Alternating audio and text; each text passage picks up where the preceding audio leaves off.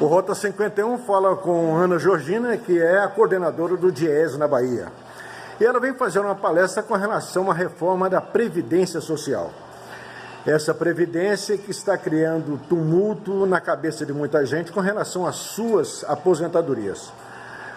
Ana, qual é o ponto crucial dessa reforma previdenciária? Bom, o ponto crucial dessa reforma é uma mudança substancial, a gente diria estrutural, na forma e no sistema de previdência no Brasil. Hoje nós temos um sistema de previdência, um sistema previdenciário fundado na repartição simples. E uma das mudanças mais radicais propostas pela reforma da Previdência, na PEC 6 de 2019, é a mudança desse sistema de repartição simples para um sistema de capitalização. Nesse sistema de capitalização, o trabalhador basicamente é o responsável pelo aprovisionamento dos recursos para sua aposentadoria ou sua pensão. Então, isso muda radicalmente a forma em que a Previdência o sistema é fundamentado no país. O que nós estamos vendo, através dos noticiários a nível nacional, é que essa reforma não está contemplando principalmente o homem do campo.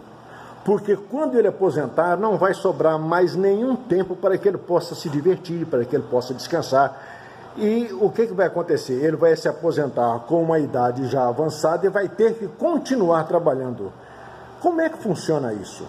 Na realidade, para o homem e a mulher do campo, a proposta ela é bastante dura, embora signifique uma idade mínima até menor do que a que é proposta para os trabalhadores urbanos, que é 65 anos para homens, 62 para mulheres.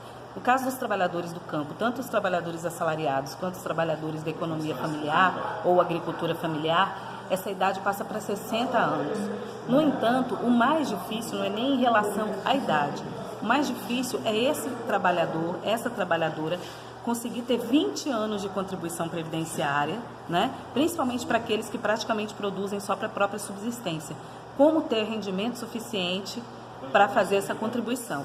Hoje, esses trabalhadores, principalmente os da agricultura familiar, eles têm um status de segurados especiais, exatamente porque a partir de determinada idade, eles, independente da contribuição, eles podem ter acesso à aposentadoria, não é?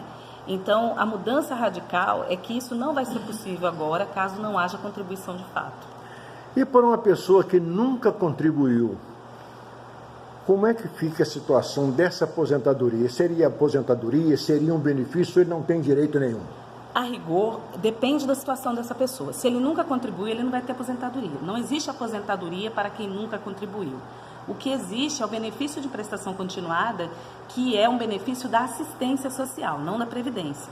No entanto, nem todos os trabalhadores e trabalhadoras têm acesso a isso.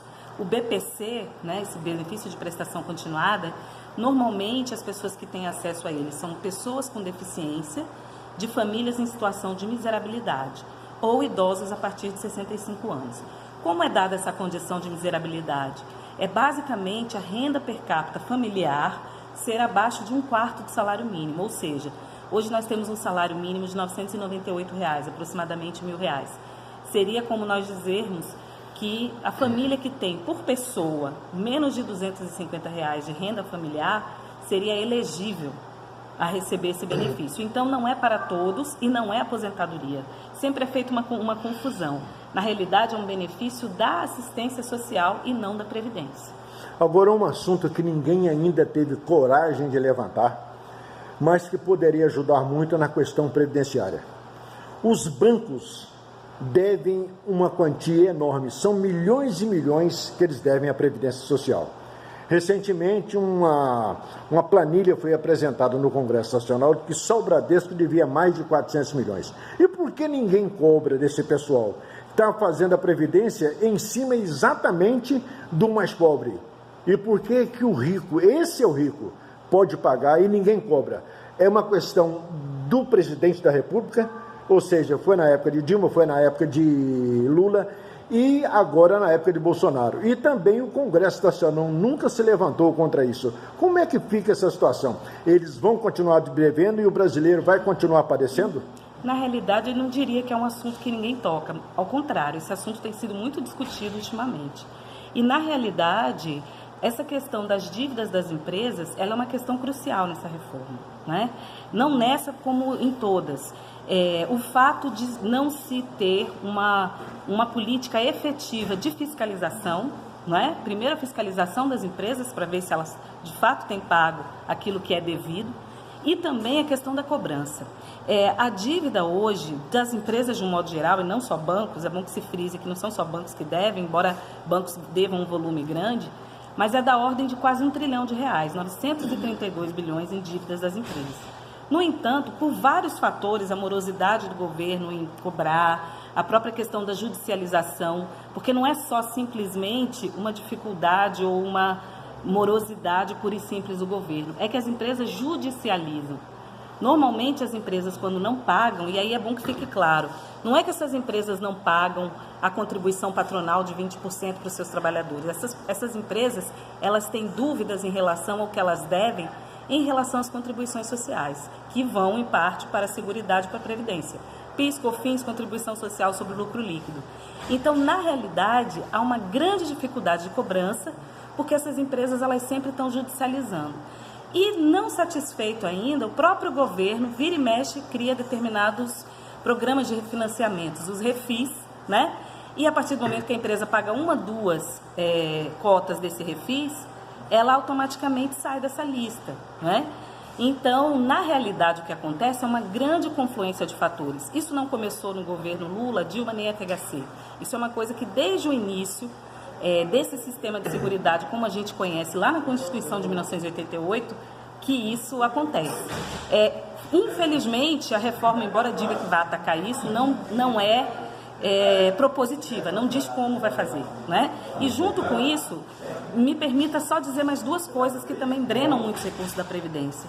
Um deles são as desonerações, que aí não é nem uma dívida, é simplesmente o governo isentar determinadas atividades, né, de contribuições que vão para a Previdência. Um exemplo que a gente pode dar é o agronegócio. Tudo que o agronegócio produz, que vai para a exportação, é desonerado de várias contribuições que deveriam ir para a Previdência.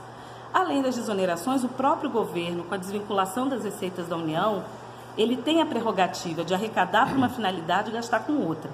Então, essa DRU, como é chamado, né, desvinculação das receitas da União, até o governo Temer era 20% do que era arrecadado, por exemplo, com Seguridade, poderia ser gasto com outra coisa. O governo Temer, que foi o primeiro recentemente a propor uma reforma, aumentou de 20% para 30%. Então, além da dívida, além das desonerações, além de várias coisas, ainda tem essa questão. Se o governo abrisse mão de dispor de parte do recurso que deveria ir para a Previdência e para a Seguridade, certamente os 290 bilhões de déficit seriam bem menores. E o Congresso Nacional não pode fazer nada para ajudar o governo, não importa quem ele seja, para que isso possa ser sanado com mais facilidade? O Congresso Nacional aprovou a desvinculação das receitas da União passar de 20% para 30%. O Congresso Nacional é quem aprova os programas de refinanciamento de dívida das empresas. Então, o Congresso Nacional, eu diria que ele não só não ajuda, como ele mesmo é o primeiro a dificultar que essas receitas acabem vindo para a Previdência.